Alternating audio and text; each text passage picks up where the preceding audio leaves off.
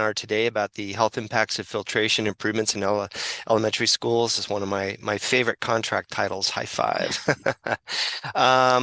And as I said, I'm Jeff Williams. I'm the contract manager. And to start out, I'm going to just share, here's our agenda for the day. I'm going to give just a few housekeeping items and share just a little bit of background from CARB, and then also introductions of our speakers. I will then have the main slide presentation where Dr. Vieira will cover the overview, the technical plan, and results of the study. And then at the end, we'll have some time for Q&A and discussion. So for housekeeping items, I'd prefer that you hold your questions until the end of the presentation. And if you do have a question, feel free to enter it into the chat. You can use the reaction icons at the bottom of your screen to raise your hand. And that's if you want to ask a question in real time. If you would, please keep your audio muted unless you're asking a question. And that's going to be at the lower left at the bottom of your screen. So by way of background, we were interested in this study for a few reasons. And the goal is first to investigate the impact of air cleaners in reducing PM exposures in classrooms and investigate the possible changes that there might accompany the student health and attendance. And there's a few real-world studies, especially in California, that have investigated the effectiveness of these programs for reducing PM, and also looking at the possible health benefits associated with their use. But we've had a couple situations where we wanted to, say, model reductions in PM in classrooms and be able to kind of extrapolate what would happen. We didn't have a lot of information. So the information from this study is going to benefit those modeling inputs that we hope to do. Also, it's going to help us in the implementation of our supplemental environmental projects, our SEPs, and community air protection incentive programs. So with that, I would like to introduce our speaker today, or speakers. And that would start with Dr. Veronica Vieira. And Dr. Vieira is a professor and chair of environmental and occupational health at the University of California, Irvine. Her research involves epidemiologic analysis of health data for examining the contributions of known risk factors and environmental exposures to the underlying pattern of disease risk, with a particular emphasis on the importance of location. She works extensively with geographic methods to model environmental exposures and identify communities where health risks are elevated. A current focus for research is studying the health effects of environmental exposures in children. Her work also includes international collaborations with researchers in France, Sweden, Portugal, Denmark, and Italy. Dr. Vieira received her BS in environmental engineering from MIT and her MS in environmental engineering from Stanford University, and her doctorate in science and environmental health from Boston University School of Public Health.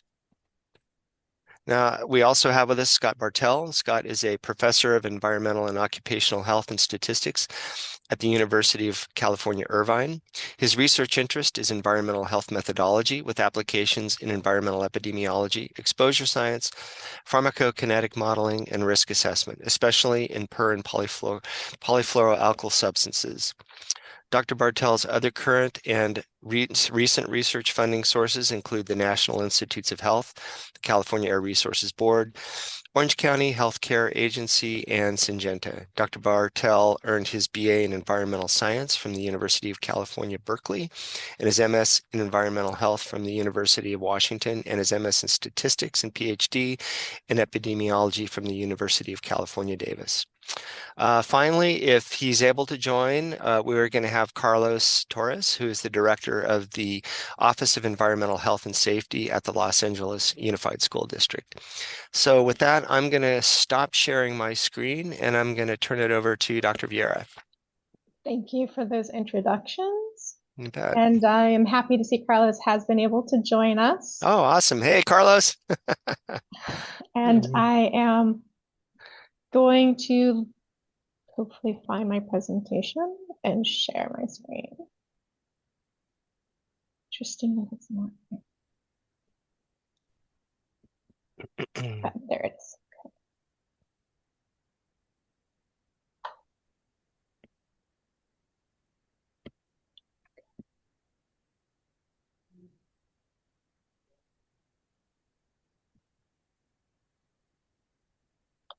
You see my first slide? That looks great. Okay, great. So as Jeff mentioned, the title of this project is HIFIVE.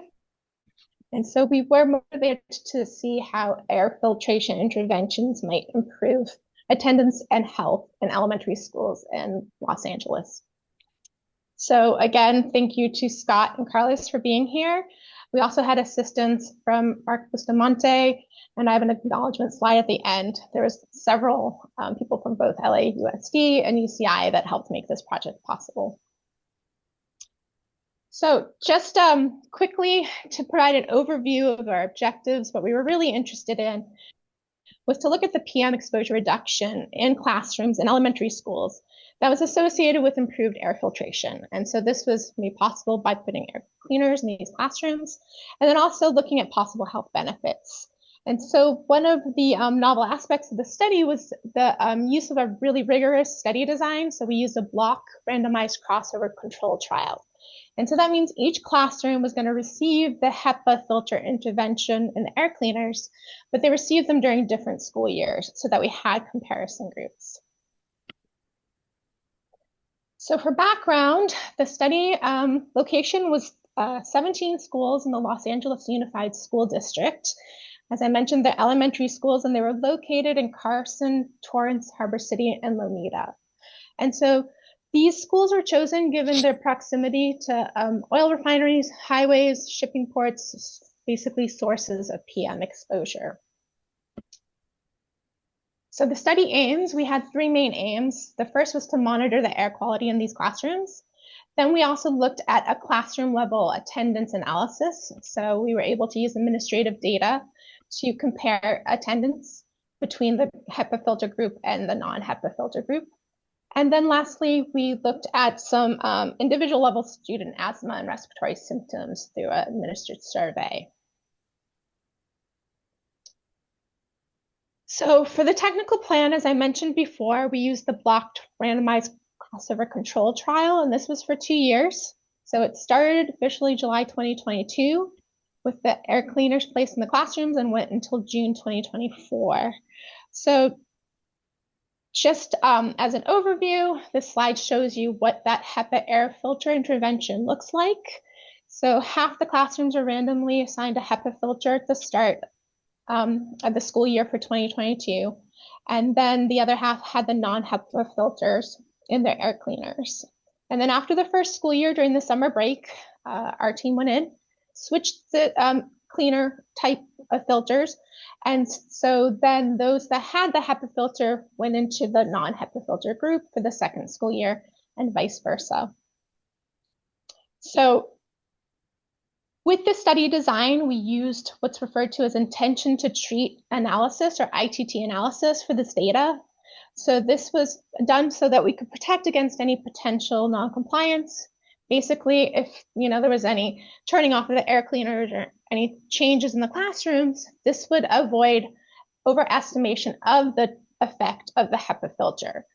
But it does bias then any of the results towards the null.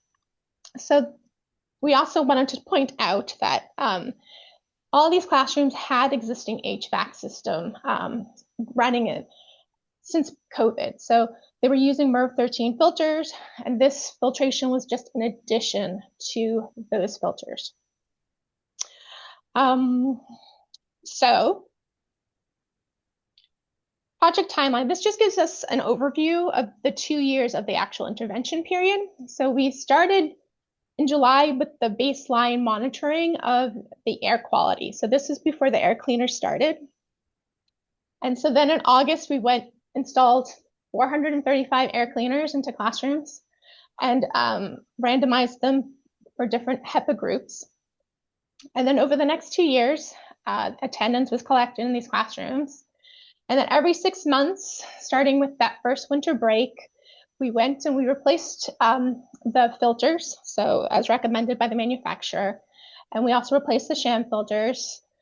We had preliminary data collection for the attendance data the first summer, and then the intervention groups were switched. Again, we replaced some HEPA filters, and we conducted in the winter of the last year our individual level symptom survey study. And then finally, at the conclusion of the 2 years, we went in and did one last switch to everybody getting HEPA filters. And so everybody was left with HEPAs. And then again, not on this timeline, but in December of that same year, we provided an additional set of clean HEPA filters for all the schools as part of the study. Okay, so this project collected data from several sources. First, we had a lot of different air quality data collected.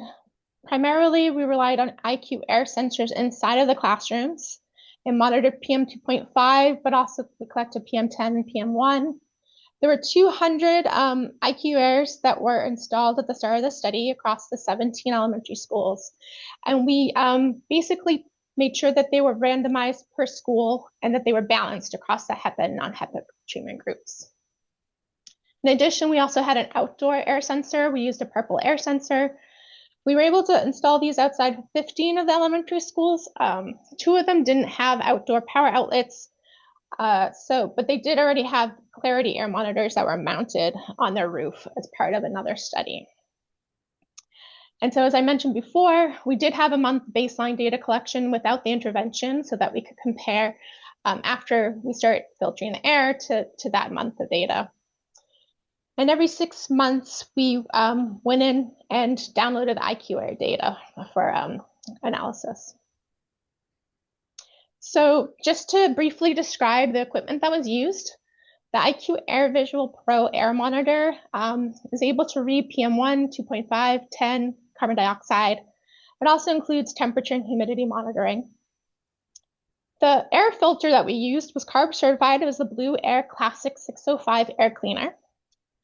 So one of the selling features, so to speak, was that it could filter air in large classroom-sized spaces fairly quickly, and that it was supposedly supposed to be really quiet at the highest speed, although we realized it wasn't quiet enough, so we ended up having them set to the medium speed, and there was good compliance for that. So just to note that, as I mentioned, the air cleaner was CARB certified. Although it did include an ionizer component, it didn't generate sufficient amount of ozone to be a concern. So even with the filter removed, ozone measured was just basically background noise. So I know that there have been concerns at other presentations about that, so I just wanted to mention that. The other thing I wanted to mention is that there was a lot of field work that sort of doesn't go into the final report. So we did have to construct thousands of non-HEPA filters, and that was made out of high-density polyethylene shade cloth. And so basically, every time we would replace a filter that was HEPA with a clean filter from the manufacturer, we also replaced one of the sham filters with a constructed HDPE filter. And so every 6 months, we would go into the classrooms, all 435, and we would clean the very effective filters. So you can see here that they, this picture in the upper left corner is one with the filter part sort of exposed, and you can, maybe hard to see, but it's definitely dirty. And then the other pictures just show the amount of dust and other debris that collected on these every 6 months. And so I had an amazing team of volunteers who would come in and help during the breaks to dust these off and change filters and haul off large trash bags full of dirty filters. So also, I wanted to sort of do a shout out to LA Unified's. This is the network for the clarity monitors that I mentioned before. And so they have several of these monitors set up across different schools throughout the school district. And so anybody can go to the website and see what the quality of the air is at those different schools. So another type of data that we collected was classroom level attendance data. And so we had, it was grades kindergarten through 5th grade. And through the school years 2021 to 2024, we were able to get monthly attendance data. There's a total of 639 classroom year records that we had in the final analysis. And I'll break that down in the next slide. And so for the data that we received, it was the number of students enrolled plus the percent that attended for that month. And so the attendance data was compared across intervention groups, those with HEPA and non-HEPA. And this kind of design during this same study period comparison actually helps protect against confounding by any sort of temporal trends. So the data exclusions that I referred to, basically, we had some classrooms that just didn't take attendance because they were smaller classrooms, there were special needs classrooms, things like that.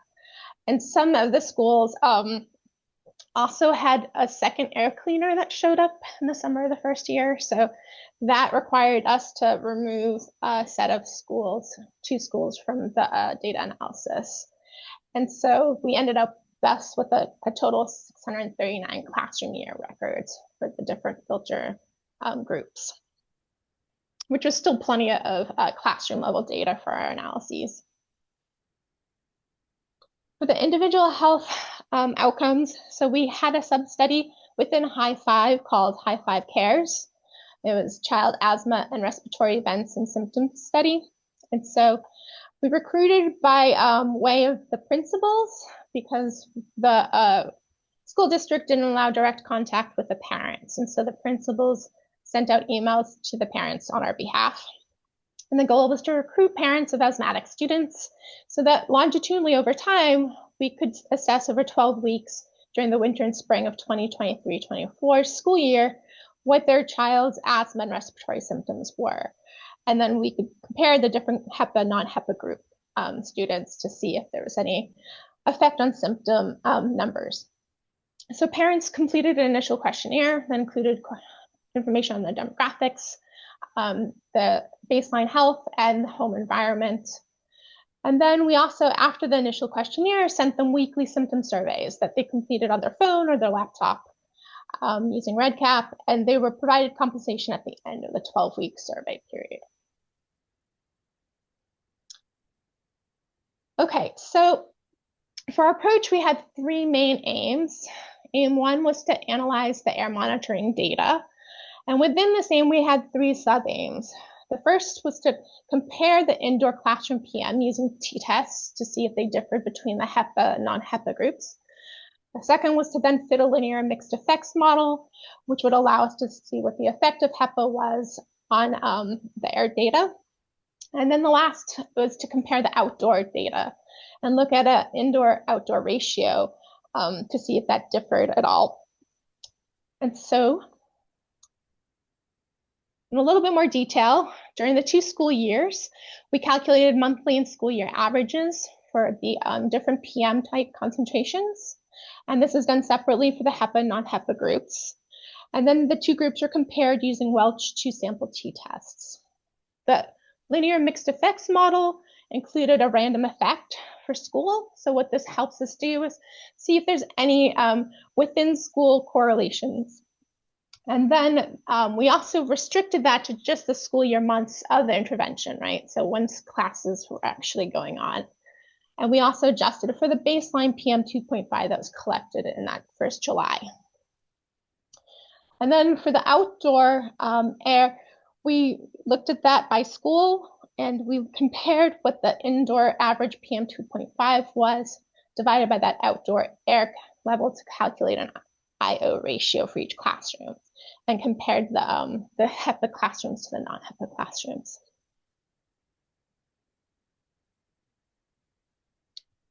Okay. So for our aim 2, the primary analysis was a Poisson model, which would look at the effect of the HEPA filter on attendance. And so we checked first for randomization, balance of the classrooms to make sure that there wasn't any differences reported by the teachers by behavior. And then we also included adjustment for the 2021-2022 attendance rate, just in case there might have been any differences based on the actual school teacher attendance. So what this entailed was first calculating an annual average attendance rate. And so this was weighted based on the number of person days that we calculated first monthly and then had an annual sum of that. The Poisson model was with the outcome of the actual classroom days, and then had an offset of the log of the classroom person days. So it was the number of attendance as the outcome, person days, or students attending class as the offset. We also had two types of models done. We did an unadjusted model, so without the baseline 2021 attendance, and then we included 2021 attendance again, just to make sure that there was no differences from that baseline. So we had administered teacher surveys as well to check to make sure that there wasn't any behavior differences in terms of using the air cleaners, opening windows, things like that, by HEPA, non-HEPA group. And then lastly, once we had fit the models, we looked at the effect estimates and standard errors, and to get an actual rate for the effect of the HEPA filter, we exponentiated that.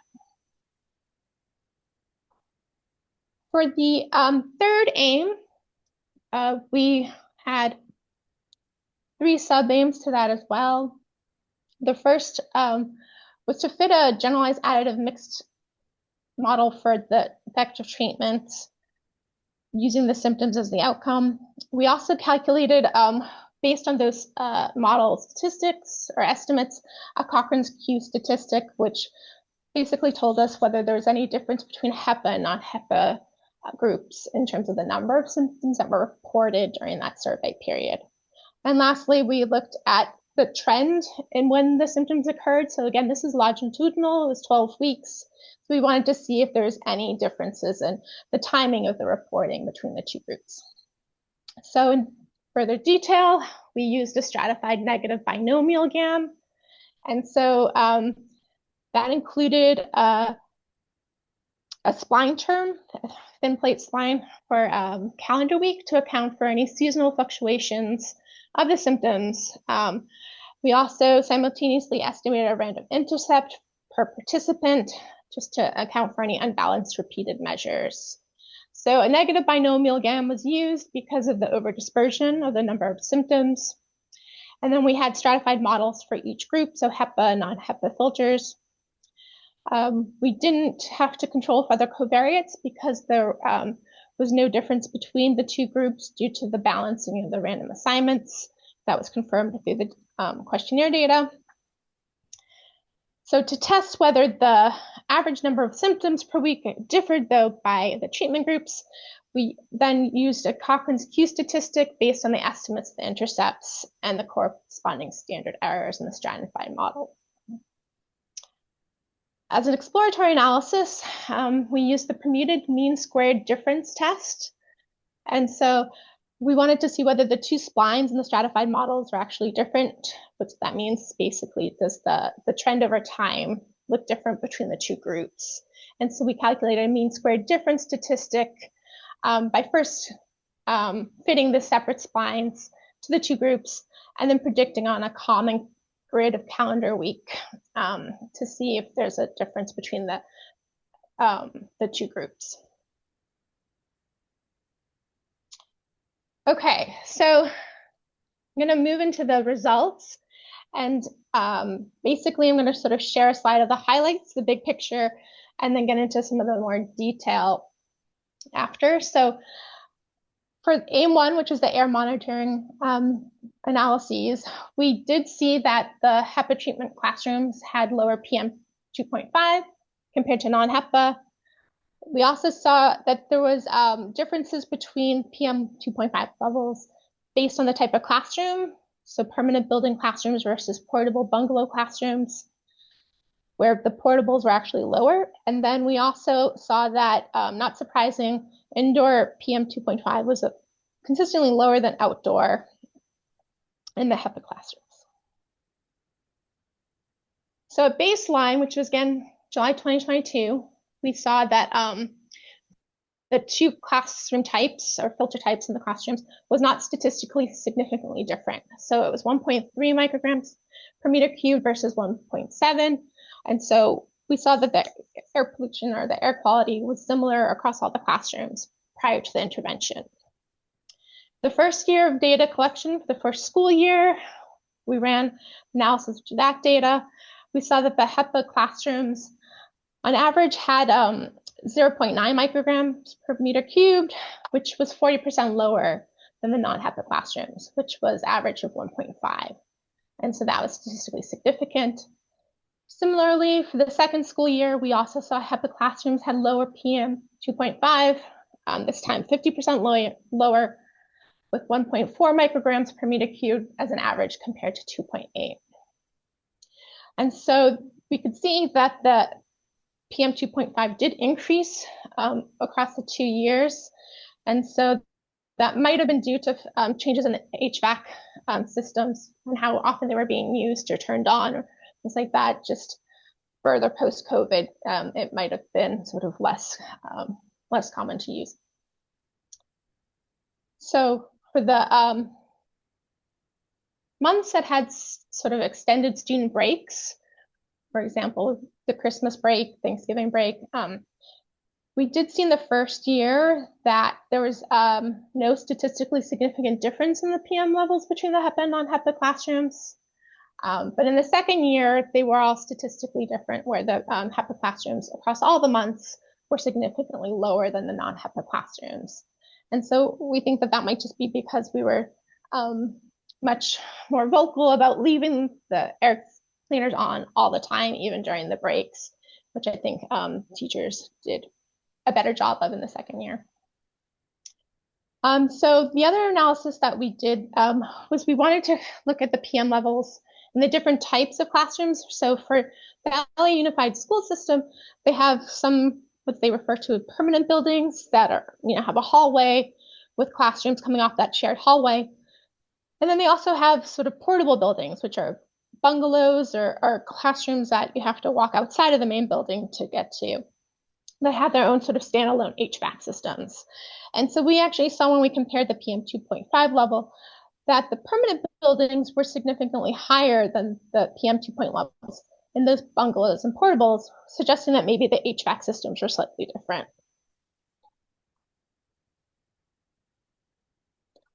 So for the results of the linear mixed effect model, we did adjust for baseline PM 2.5, although the unadjusted was fairly similar. And so we saw that the HEPA treatment classrooms were lower than the control classrooms by 0.7 micrograms per meter cubed. We also looked at the interclass correlation coefficient, which was low. It was 0.15. And so that suggests that, the t-tests, which basically assume independence, is a viable option here, and that there's actually more substantial variation across the classrooms within each school compared to differences between the schools. And so that makes sense given the differences that we saw between the portable trailers and then the main buildings and just their proximity to different sources and their different HVAC systems. It's not surprising to see that there was such variation between those classrooms.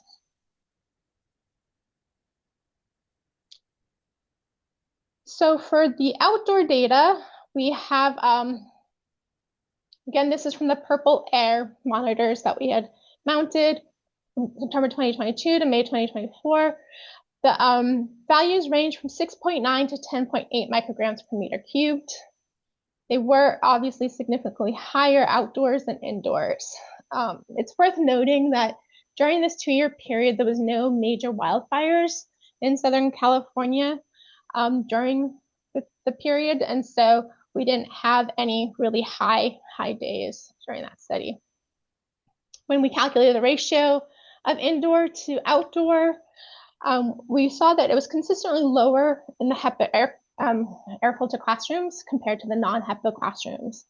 Although not always statistically significant for all schools, it did show that there was more of the outdoor air being sort of filtered out of those classrooms.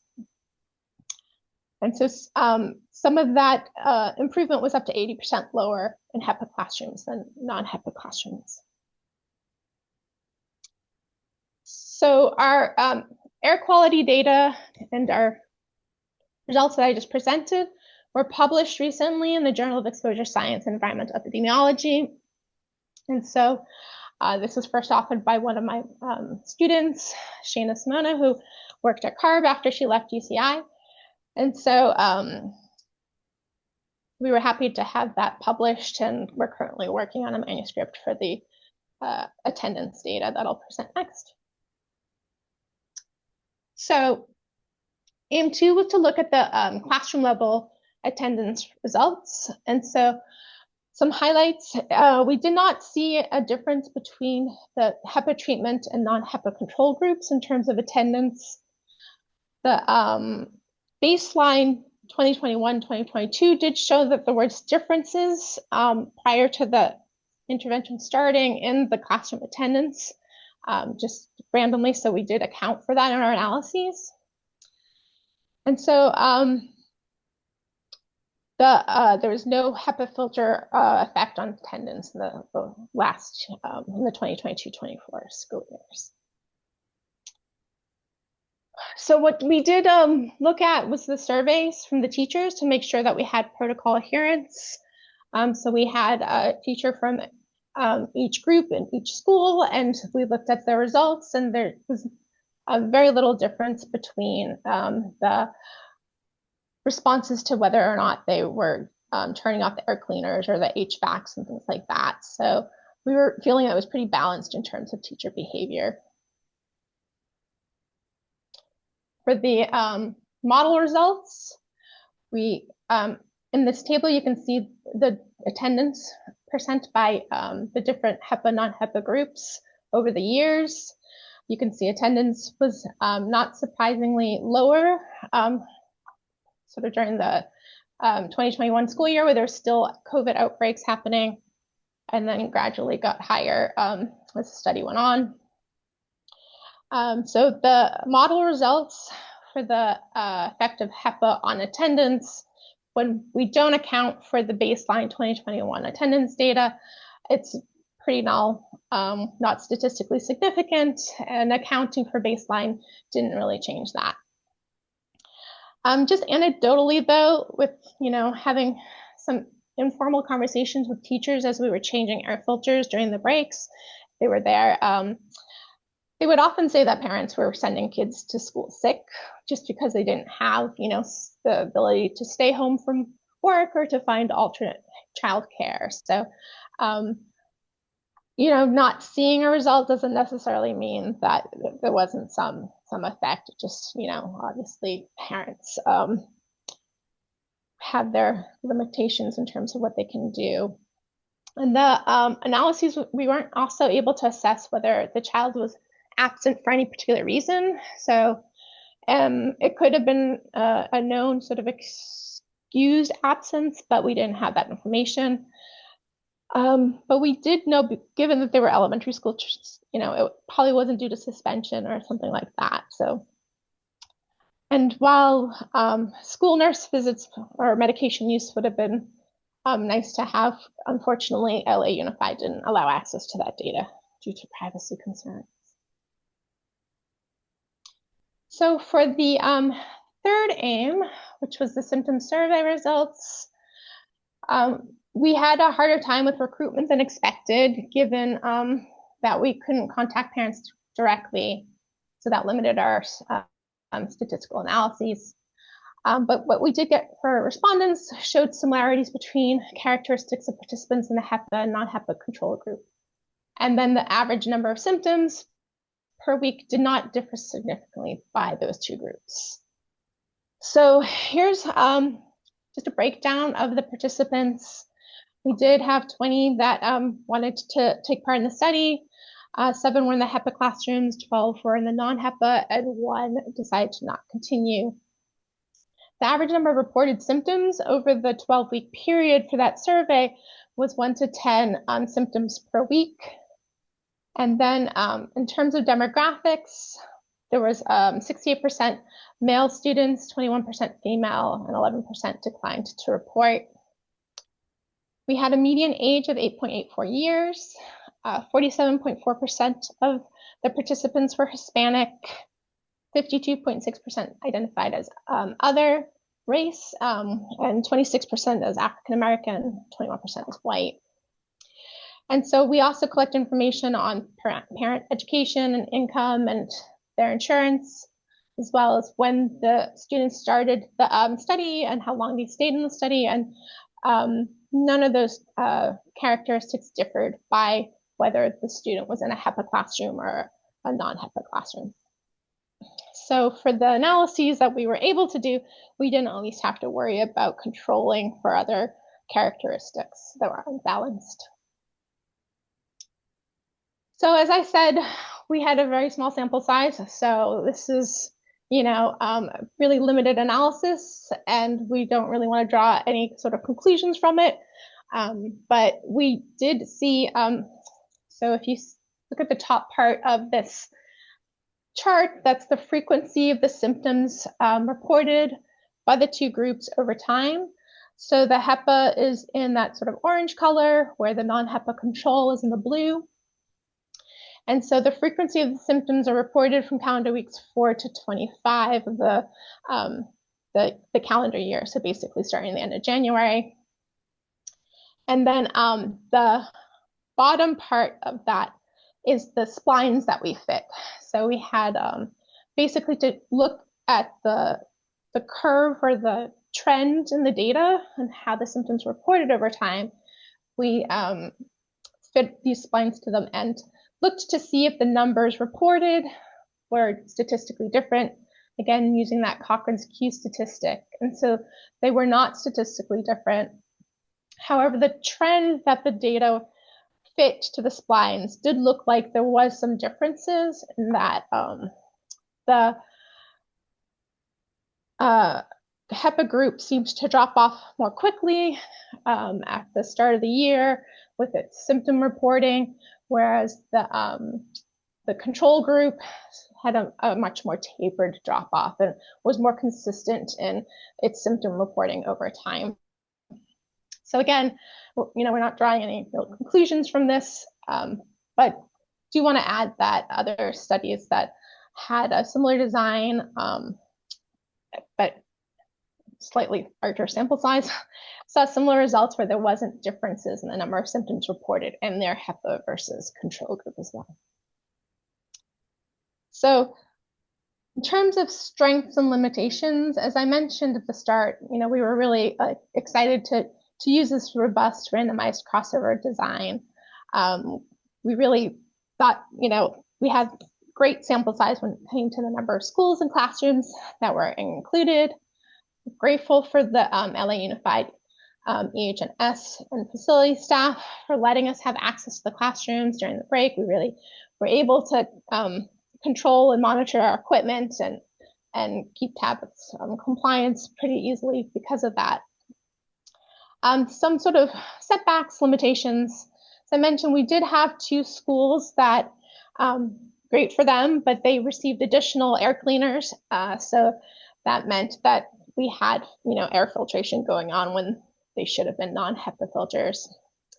And unfortunately, during the study, there was turnover in the administrative operations at LA Unified. So previous AO was supportive of the study, whereas the new one was not as supportive and much more concerned about contact with parents, about actually administering the survey and the questionnaire. And so that really did limit the amount of recruitment that we could do directly. And we were sort of at the mercy of the principals, despite, trying to build relationships with them. It obviously wasn't successful in terms of recruitment. We did try when we saw that the numbers weren't working that way to do just mailing, like flyers to the zip codes of the schools to see if we could recruit parents that way. And we got a couple that way, but it wasn't enough. So in terms of conclusions, we do have some big picture things. We saw HEPA filters were effective. We also saw that attendance didn't really differ and there was no symptom improvement.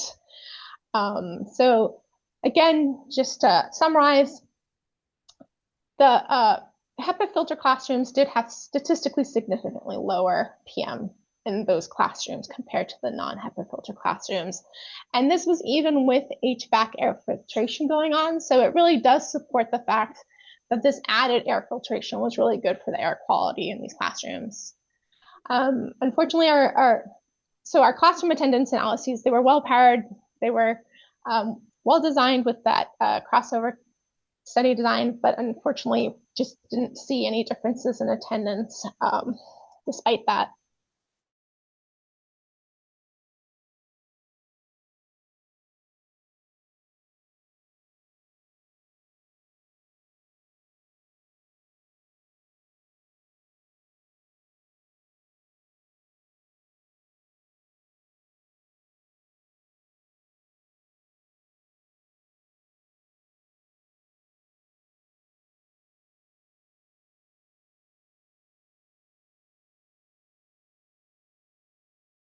To Scott Bartel, who clearly was also there helping to change filters. And then on the LE Unified side, I'd like to thank Carlos, who's here, and then Dennis Bradburn, Mark Bustamante, Emmanuel Lau, Christopher Arrieta, all the school plant managers. Really, the facilities people helped make this project possible. And I hope that, they are able to use this data as well for their future EH&S work. So I'd like to thank everybody for their attention. And yeah, this report went in February. And so I was like reading it over again, like, wow, this is a lot of work. So anyway, I'm happy to answer questions, and with the caveat that I might have to look it up in the report. So thank you. Great. Thank you, Veronica. Yeah, this really was a great project. It was a lot of work. And again, thank you to you and Scott. Carlos was always very supportive and helpful throughout, the entire team on both ends of everything. It's great to see this come to fruition. And it's also great, I've already got a pub out of it and maybe another one on the way, it sounds like. So that's fantastic. I see that we do, Kaya, we have one question in the chat so far. Is that right? Yes. Okay, I'm going to go ahead just quickly. I'm going to go ahead and allow folks to unmute themselves if they want to. So I'm not making this a free-for-all, but if you have a question, you're welcome to raise your hand. But Kai, if you want to go ahead and read the first question. That's actually from Irva, and Irva has their hand up. Okay, yeah. Hi, Dr. Hertz-Pichot. It's nice to see you. Please ask your question. Okay, I'm going to ask you to unmute. There we go. Hi, Irva. There we go. Hi, congratulations. This is quite a monumental effort, and just a great idea. And LA School District being a huge behemoth that it is, I can just imagine dealing with all those principals and keeping all the balls in the air.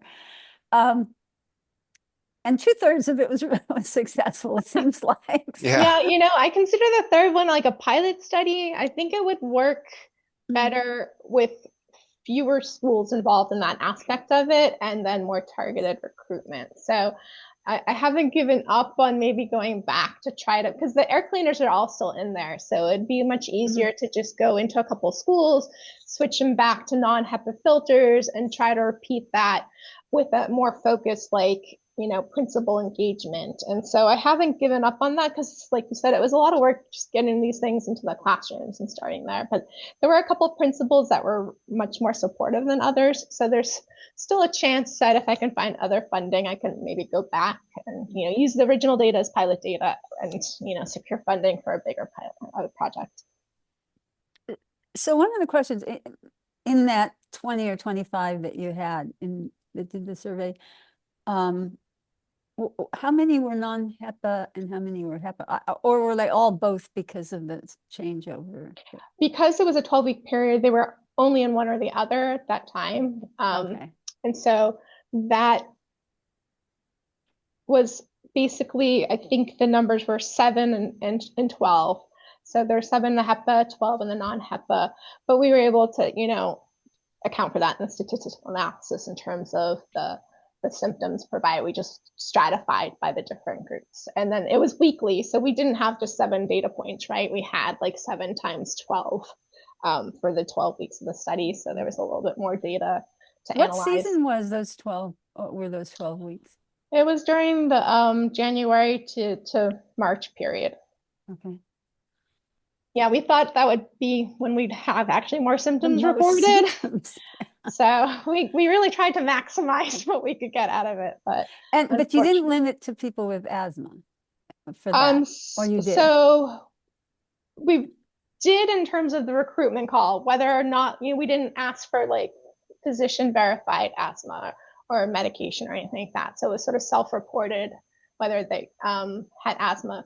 But we also asked about other respiratory symptoms, COVID, flu, just a cold, all sorts of symptoms, not just asthma exacerbations or, medication. Oh, so the symptoms that you were showing included all of these? Yes, included all that. Mm-hmm.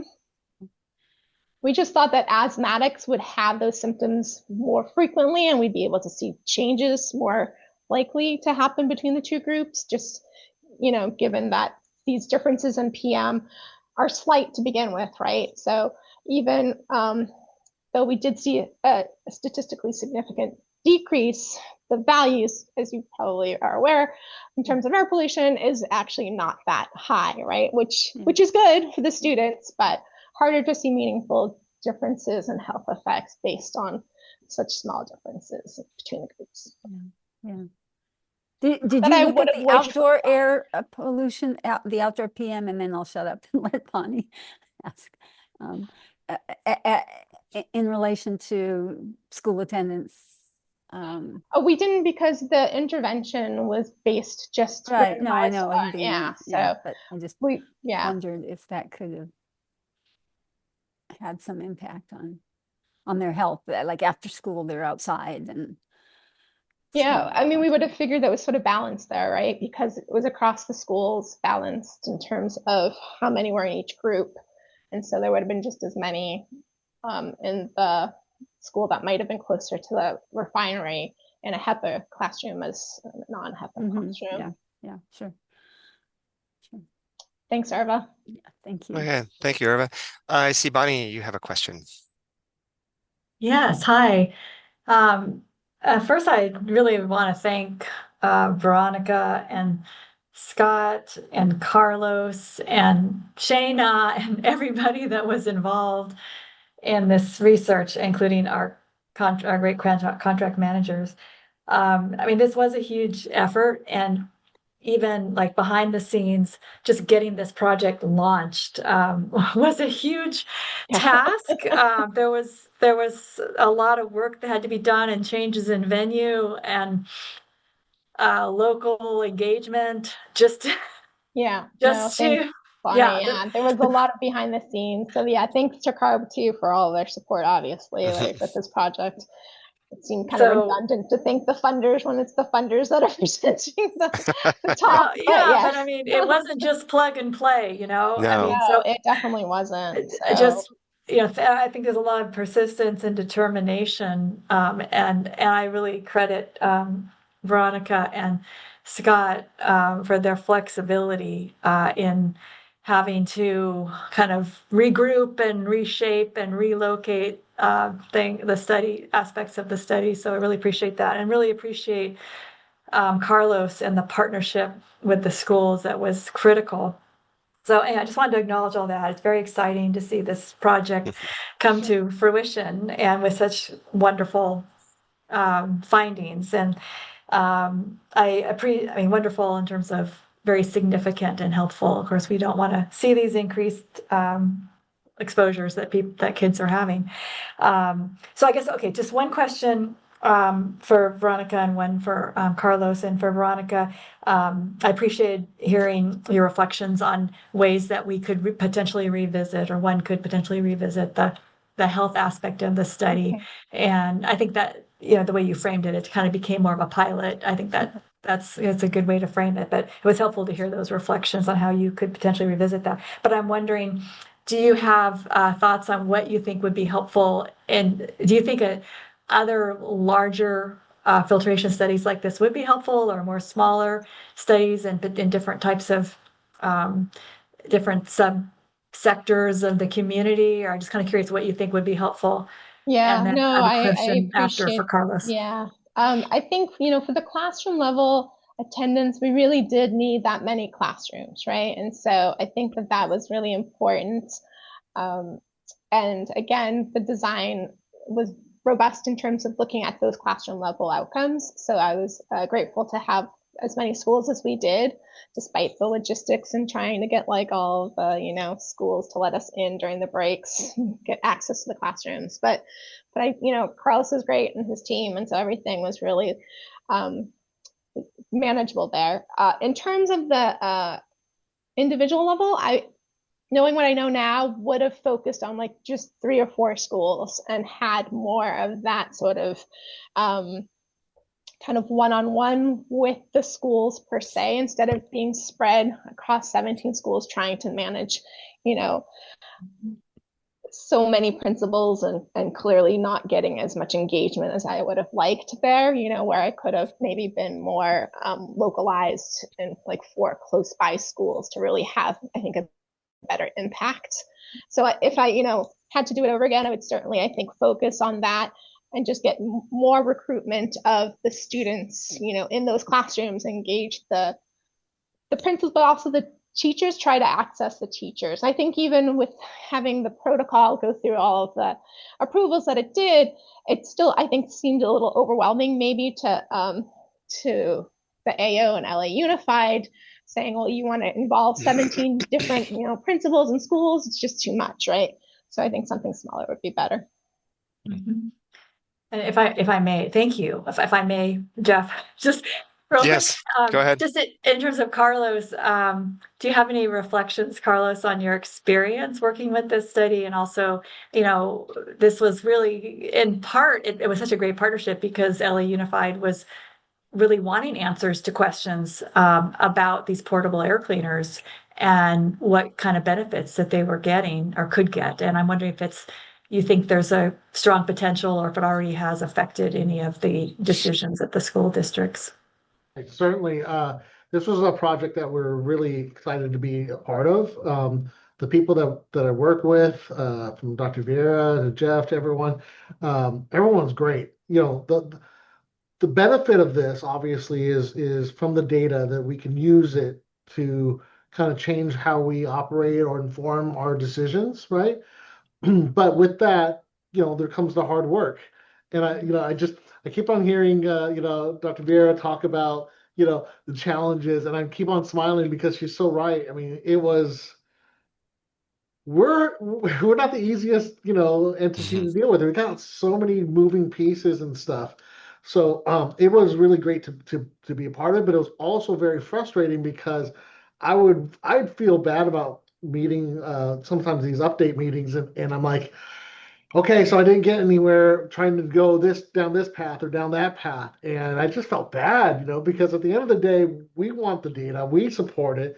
And these folks are nice enough to provide schools with things that, they can't necessarily afford, like air purifiers, which is wonderful in light of the recent fires. This is something that we didn't need that reminder, but it was very helpful. So, Yeah. It's just one of those things that I think the one other thing I would mention is I'd be proud to and happy to continue this work. What I've learned the most from my perspective is getting the right buy-in at the right levels. There's always a lot of movement, even the folks that you wrote, Dennis and Mark in the slides, Yeah, they have they've elevated left. to other I places know. too. So and it's really like right now, I'm reporting directly to the superintendent's office, which would, like, if this were then, that I think we would have been, people tend to cooperate more when the office of the superintendent is asking for things and stuff. That's not me, but I'm saying we might have been able to get more. So reflecting back on that is just like, God, I gotta, working on the engagement with the right people. Mm-hmm. Well, thanks for all your efforts. Very much appreciated. My pleasure. Yeah, Thank you. I'll echo that for sure. Yeah. Okay, I see we have a couple of questions. I'm going to exercise host privilege and slip in my own question first. Just quickly, I think you covered this. I may have tuned out for a second, but what were you thinking was the primary reason for the difference between the portables and the permanent classrooms? I thought it was a little interesting that they were lower. So I was just wondering what your thoughts are on that. Yeah, I mean, I really think it's because each portable has its own HVAC, Yeah. like in it, right? It's like part of it, whereas the main buildings have many classrooms sharing sort of, sometimes like one big system. And so hmm I think it's maybe just how effective those HVACs are in the portables compared to sharing it through, in a bigger system. Was Or maybe the the maintenance was different too. It's hard to sure. say. Was the square footage of the portables about the same as the classrooms? Yeah, yeah, Yeah, they're about the okay. same. Okay, so essentially a higher equivalent or change per hour, you think? Is that kind of what we're seeing? Yeah, I mean, if Yeah. anything, the portables were slightly bigger, so I don't think Okay, it was. okay. Yeah, I don't think it was that. Okay, great, thanks. Kai, I believe you were next. Hey, everybody. Wow, those visuals of all the dust I, on Yeah. outside. we Yeah, were so wearing good you masks include for those. sure. Yeah, Yeah, Makes a big impression. And wow, surprising. all the effort. I mean, just kudos. My question was, and I may have missed this because it was in the beginning.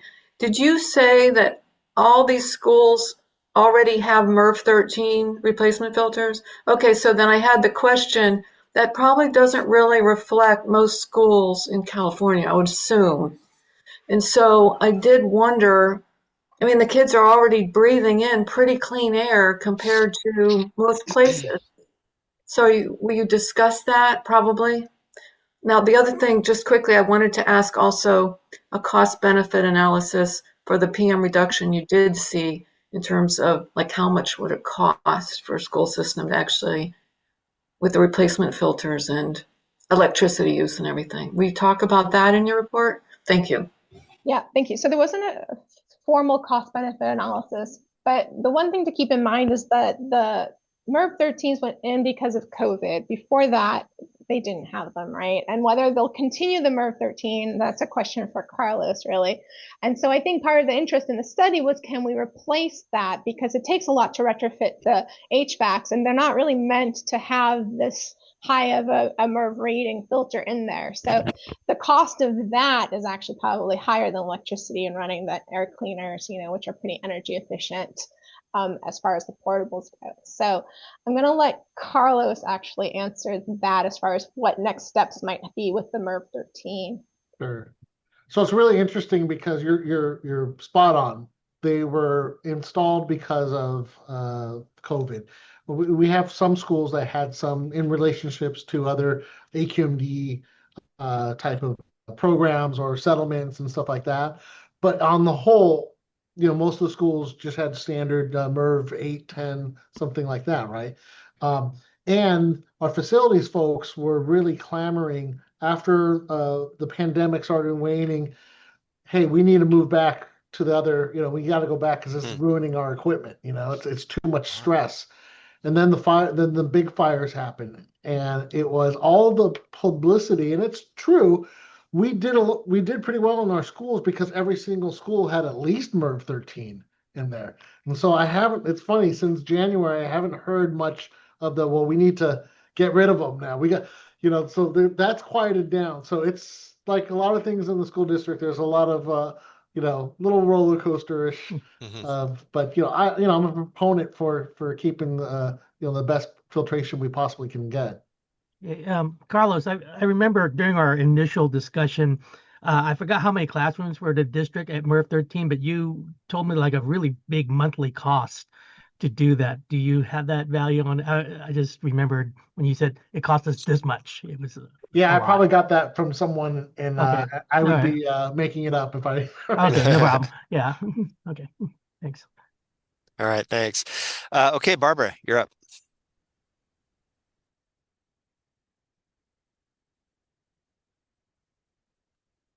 You're still on mute. Unmute. You're not following your I'm someone. gonna just go ahead and ask you to unmute and see if that allows you to unmute. There we go. There it worked. Okay. I just have a question. Are the filters still in the classroom? And if so, could this be the reason that you didn't see effects? Could it be that it was just not enough time? Because, I mean, I know you were probably looking for short-term effects with asthmatics, but what about longer term effects? There might actually be some way, maybe even with attendance records of schools, classrooms that continue to have the filters versus classrooms that don't have the filters, that maybe you could think about looking at more long-term effects. So I just wondered if you had considered that. Oh, we haven't actually. Just given the time period that we had for the study, we didn't really have much time to look at longer term effects. Not to say that that might not be something we could do in the future. And there's certainly lots of schools out there that don't have air cleaners in their classrooms within even the LA, unified area. So we could compare attendance after making sure that, the other characteristics are similar among the schools. But attendance data is certainly easier to get, right? Not easy, but easier to get, and could probably be something that we could do without too much trouble through LA Unified. It's more the individual level contact with teachers, with parents, that was really the hard stop there. But I think attendance data, I would just have to really be thoughtful about which other schools to include that don't have them, make sure that they don't, because as I said, there's all these other programs that are in place, which is great for the schools, but that we weren't really aware of, that brought other air cleaners into classrooms. So we just need to make sure that there isn't other filtration going on. If I can add to that too, I think, it's important to recognize the crossover design we used. Every classroom does get the HEPA at some point and then has a year where they don't get it. So for that particular design, it's not well suited at all for that research question you suggested, Barbara, of are there longer term effects? So if you wanted to explore that, I would, we would want to think through sort of a different research design for that, because I think given the crossover nature of the fact, there's sort of a presumption that we're only looking for short-term attendance effects that would have occurred within the same year as the treatment. Right, or we start looking once we put HEPA into all the classrooms, and so move out to the years that we haven't collected data for. So that would be another way to do it. Yeah, pre-post comparison. Yeah. Thanks, Barbara, for the question. Yeah, thank you. Yeah, great discussion so far. Okay, well, are there any other questions out there in our viewing audience? Yes, Bonnie. I'll just ask a question. Yeah, just, we keep wanting to get back to this health piece of it. Even though there's, I know the majority of your results are on the PM 2.5, but I was just curious in terms of the conversations, the recruitment you did with the parents, that for the 20 or 21 that you were able to get engaged, were they enthusiastic about the study? Do you have to twist arms? Or no, they were really excited about it. I'm like, do you mind talking to your parent friends and getting them excited about it too? And I got a couple more that way. But I feel like the community is probably overtaxed in terms of some of these studies that they're being asked to participate in, and also obviously dealing with other issues, that are probably higher priority than this survey. So whether they even saw the email, I in good faith believe that the principals did email them out. I think that they had confirmation that they did that, but it was starting to, feel like I was a broken record and being really annoying, which was every couple of days being like, do you mind sending it again? Just one more time, just to see if we could get another bump in the viewership of those emails. But the parents were really excited. The ones that participated, they provided really good data. I mean, that's why I kind of want to think of it as a pilot, because the questionnaire landed really well. The survey was really friendly, easy to use, could be on their cell phones, could be on their email, whatever they wanted. It was quick. They were really, happy to participate and, interested in knowing what we learned. And so, but yeah, I kind of wish there was more enthusiasm across the schools to be able to promote that. So Veronica or Scott, or I mean Carlos rather, do you think, I mean, where we're kind of coming out of, I think the peak COVID around that time, do you think that that had anything to do with maybe have the principals having a little bit of extra caution about approaching parents, and there's always so much visibility around filtration and just kind of all the turmoil surrounding? Do you think that may have had anything to do with it, or? I think it's possible. I don't really have a basis to say yay or no, but it sounds consistent with the concept of schools sometimes don't even want to hint that there's something going on at their school. Yeah. Like they reach out to us if there's concern in the neighborhood, and we feel great because we're addressing it. But there are some school communities where the administration is like, that's great, you took care of the problem, but I don't want to publicize it. I don't want anyone to mention an issue. Yeah, that's kind of how I was thinking. Is it drawing attention, maybe Right. unwanted attention? Yeah. So That's maybe, that's a big maybe. I don't know. Okay. The other way I think it affected us, although maybe not in the way you're asking about, but I think there was actually a sharp turn right around the time we began the study, was when LA Unified had their, I think, lead nurse for the county announce publicly, and it was in the LA Times, that they wanted parents to send their kids to school even if they were sick. Oh. Basically, vaccines were out for COVID, things were going to go back to normal. And I think that might have been partly because of, their attendance data is actually, their funding for the schools are tied to that somewhat. And so there's sort of a hit, I think, during the COVID years to their budgets. And I think they wanted to get butts and seats to get their finances. Sure. Yeah. So I think there was a very public messaging that unfortunately started right at the same time as our study to ignore illness, send your kids here anyway. Now you're reminding me of things that I'm like, oh yeah, I remember that.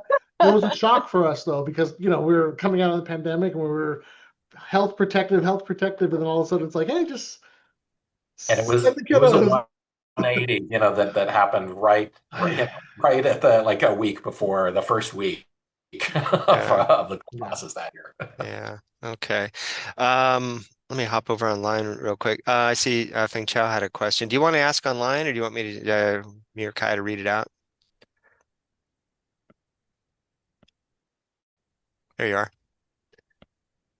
Are you able to unmute? I'll ask you to unmute.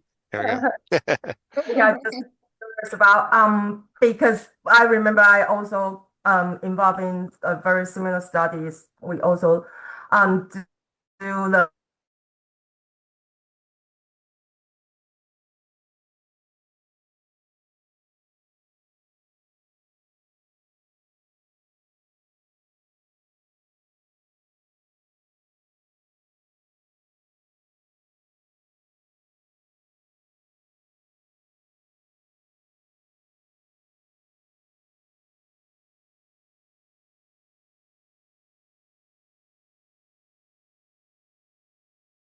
our first early on meetings with the AO at the time, who was the supportive AO, was basically like there's no way you're going to be able to get any sort of student performance data, and the nurse data wasn't centralized, right? Like they didn't have it electronically to be able to share as easily as the absentee do. So it was unfortunate, but if we did do it on a smaller scale, then it might be easier to do that at the individual level if we could consent parents to be willing to share their students' records with us, then, that would allow us to have access to that data without having to have LA Unified, be the ones to decide whether or not they could share it. We would have consent forms saying that they could.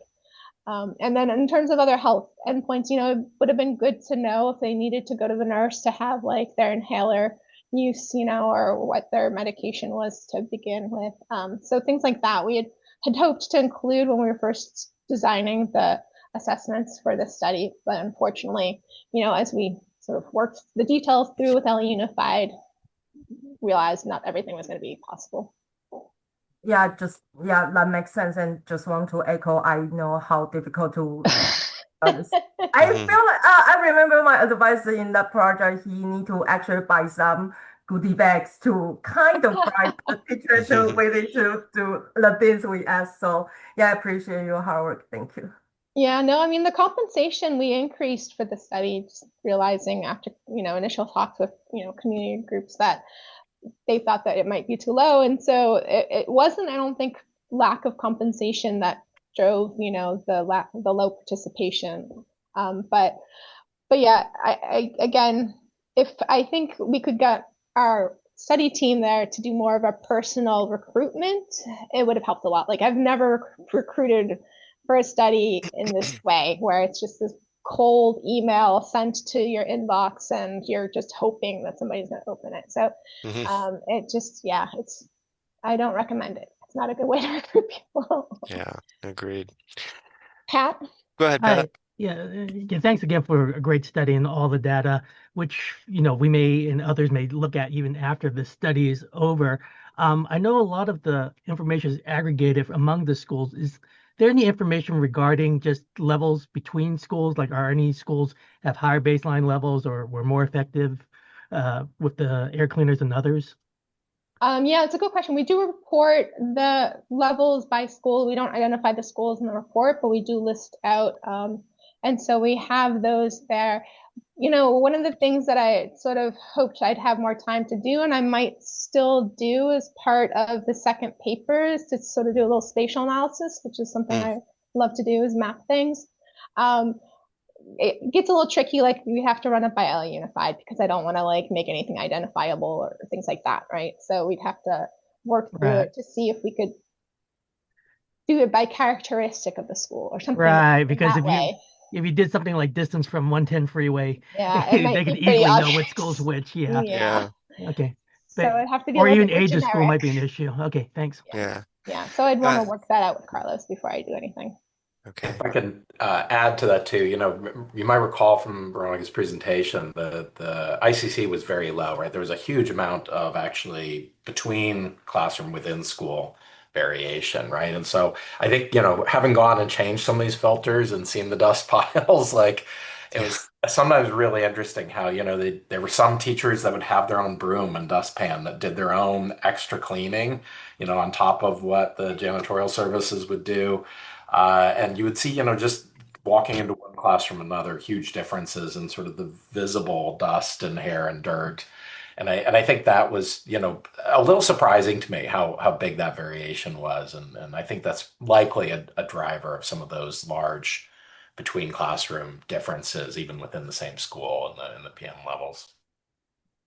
Thanks. Thanks, Scott. Irva, see you have your hand raised.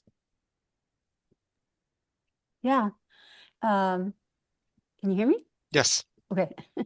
Yeah, I have two sort of quick things. One is a suggestion, if you're going to follow up with Pat Wong's suggestion, would be to, I just came across this. I didn't realize there was a database that has sociodemographic variables linked to the catchment areas of school districts. And presumably that can be taken down to the level of schools. Well, maybe not. Maybe it's just at the level of a district.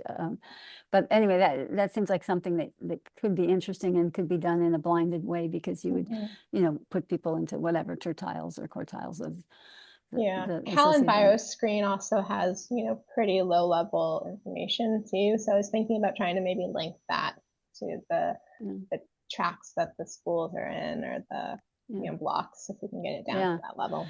Yeah, and the other question that I was really pondering also, that I forgot who else was asking me a lot of questions about, Jeff maybe, about the issue of the portables and the non-portables. Just because I have very vivid memories of being in portables for I live in a district that was growing while I was going through elementary school. So I went to 4 different elementary schools because they just kept redoing the lines and building another school. So it's like crazy. But and many times it was we were moving into the portables initially. So I just I was wondering whether airflow is different, besides the things you're saying about the actual HEPA filters. I mean, like that the they had. leakiness of the Yeah, portables? leakiness. Yeah, it's a good point. We didn't measure that just because, again, with the way that the crossover design worked, like they'd get HEPAs and they would get non-HEPAs, and that would sort of balance in the analysis. But comparing the two groups, with the portables versus the permanents, again, we're assuming that they're distributed balanced across the two HEPA, non-HEPA groups. So yeah, and actually what I'm saying is it doesn't make sense if the leakiness means that more of the outside air is coming in. Yeah, right, exactly. But just, I don't know, something about it. I don't know if it's an actual memory or not, that there was it was drafty. Okay, thank you, Irva. I saw we have a question from Andrew Rosenberg. He wanted to know about temporal scales and what the air quality sensor data analyzed, and what that time frame was. Is it 24-hour average? Were there extreme variations observed at finer resolutions, like within day? Yeah, so we didn't look at that, and we have all the data. So if you guys want to look at it, go for it. I mean, it was collected. IQ Air collects like every 10 minutes. So there's a lot of data that we have for anybody who wants to look at sort of the temporal differences. We did look at the measures, make sure that there was no crazy numbers, and those would have indicated maybe malfunctioning of the equipment, and so that wasn't an issue. In terms of extreme variations, we did see 1 or 2 classrooms that were higher, based on the fact that one of them had a 3D printer or some sort of printer in the classroom that was causing levels to go up. So, we would investigate the ones that we were like, why is this, high? It doesn't look like it's malfunctioning, but it's obviously higher than I would expect. And so there are a few instances where there was just activities in the classroom that were generating PM. So that was interesting, but also, again, balanced because they were generating PM both with HEPA and non-HEPA filters, across the 2 years. So, but that was sort of one of those little anomaly things we weren't expecting. Okay, great, thanks. We've got about 10 minutes left. We don't have to use that if we don't want to, but if there are any other questions, I don't see anything in the chat. I see Bonnie has her hand up. Well, I wasn't, if there's time, I can't remember if you said, was there ever any issue with teachers turning off the air cleaners? Or did you? Yeah. I believe that there was some confusion about whether or not they had to turn them off during the breaks.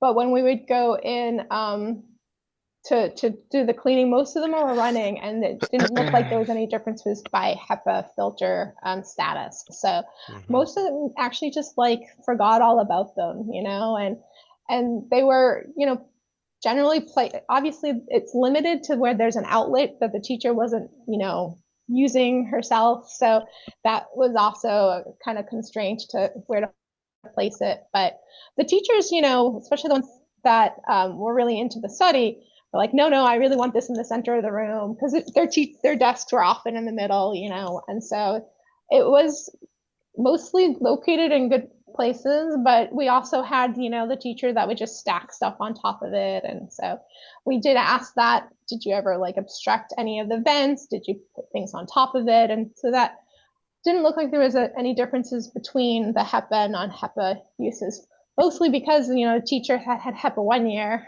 didn't have it the next year, and they were doing the same in terms of behavior. So that was not really an issue there. It must have been fairly quiet because people weren't. Well, that's why we set it to the medium. Yeah. So the high was, when we were testing it out, I'm like, oh, that's going to bother people, and then they're just going to turn it off. Right. So we kind of compromised on that and left it at the medium speed. And when we saw in the early, months of data that we were seeing differences already, we thought it was okay. That it was being effective even, at medium speed. One thing we decided as we talked through how to make this as simplest and least obstructive to the teachers as possible, besides the fan speed, was to decide not to ask them to turn it off and on each day, because we just thought that would be a great opportunity for them to turn it off and forget about it. So we actually explicitly asked the teachers, and left information sheets for each, to just not touch it, leave it running 24/7. Which unfortunately may have increased your electricity bills a little bit, Carlos, for the year, but we thought was really just worthwhile to Yeah. ensure that we really had good compliance with keeping it on at this at the setting and the speed that it was supposed to be at. All right. It But looks there's a like, question in the chat yeah, too. it says, just curious, was there good use of the HEPA filters in the classroom with the 7 surveyed asthmatic students in trial classrooms? So we don't actually know which classrooms those students were in, right? It was sort of de-identified. We just knew that they were in a HEPA classroom and not which teacher they had necessarily, right? So we can't link the teacher survey with compliance information to the actual classroom that the student was in. But there wasn't any difference between HEPAs and non-HEPAs. Obviously, it's a small sample size. So with those 7, it could be that there's, randomly by chance, the fact that there was major differences, but there's no way to actually go back and check that, unfortunately. It's a good question. Right. Okay, that clears out the chat. Other than kudos from Deirdre. Thanks, Deirdre. Appreciate that. Well deserved. Any other questions online? Any new callers? Doesn't look like it. There's one One's more asking. online question from Tony about the Oh, that just popped better. up. Okay, yeah, the CADR of medium speed. Yeah, that's what do we know what that was? So it was 12.5 minutes, 4.5 times per hour. Okay. For a 775 foot squared space. Okay. And that was at the medium speed. Yeah. Okay. Great. And yeah, All right. thank you to CARB for your support, for helping get this study off the ground, for introducing me to Carlos. It wouldn't have been possible at all without That's right. Yeah. without his assistance. Yeah. And again, like the facilities team, they were amazing. Like they didn't have to be so willing to help, but they really did. So I'm grateful that we were able to at least get really good air quality data and that attendance data, despite the fact that we didn't see a difference. Then I don't think there's a difference to be seen, because it's not because of the study design or the number of data points for that analysis. So that's I guess we're going to get a fairly substantial data dump from you guys, if I'm not mistaken. Yeah, tell me how you want all that gigabytes of data to come to you. I'll talk with Pat and we'll see what we want to do. How we're gonna get that. Maybe have to ship it up via a freight carrier or something. There's a lot of purple air data too, so I don't know if you want all of it or what, but yeah, it's all yours. Okay, you can even have the purple air monitors if you want the sensors back too. Great.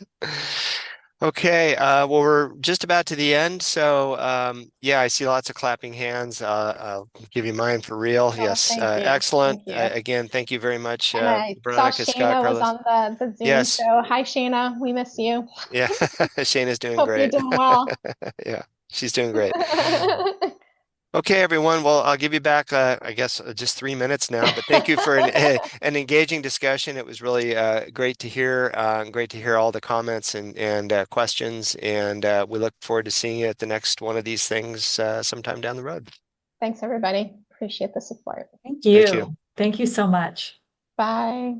Bye. Bye.